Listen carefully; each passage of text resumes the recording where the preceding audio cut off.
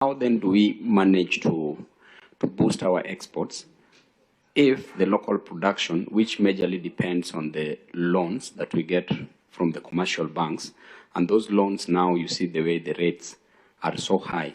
So therefore, we are indirectly or directly killing the production in our country. And now what we are talking about, the exports that we want to bank on, we can't achieve it because of the high rates, the central bank rates. And you're saying that we let the market just determine the rates. I think it's true. Monetary policy has been tightened, and it has been tightened to respond to the circumstances that we were in. Inflation was high, and it was high for external reasons, which we have explained.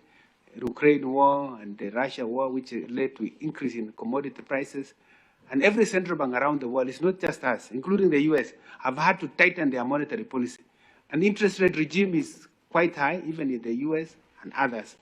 Our own central bank had to tighten monetary policy also because of high inflation. So we have now contained inflation. It's now 6.3. It's coming down, the rates are good, so at least things are going to be better. And with the stability that we see in the exchange rate, and we see that central bank is not likely to stay in that for a while. I think it's monetary policy, which is independent, will review the information available and will make adjustments as and when necessary. So when I was speaking about exchange rate, competitive exchange rate, which is different from interest rate. Yes, and I thought we have understood me on that front. There's a problem with the.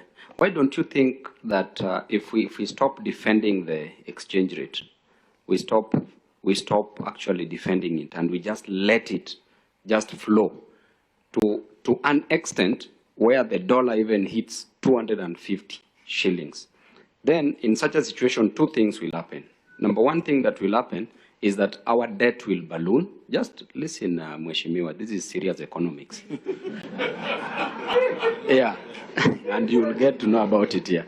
Now, if we leave it, then one of the impacts is that our debt will seriously balloon, and therefore we can decide and say that we will not pay the debts. There's nothing that they can do. And number two, if we are not paying the debts and the exchange rate is high, which means that the imported goods, we will discourage consumption of imported goods. And therefore, we will treat the foreign absorption or the absorption from the imports. We will discourage it and we will encourage domestic production, because the moment we stop consuming the imports, we will now be encouraging consumption of domestically produced goods, and that will make us grow. That is the only thing that will make us grow as a nation.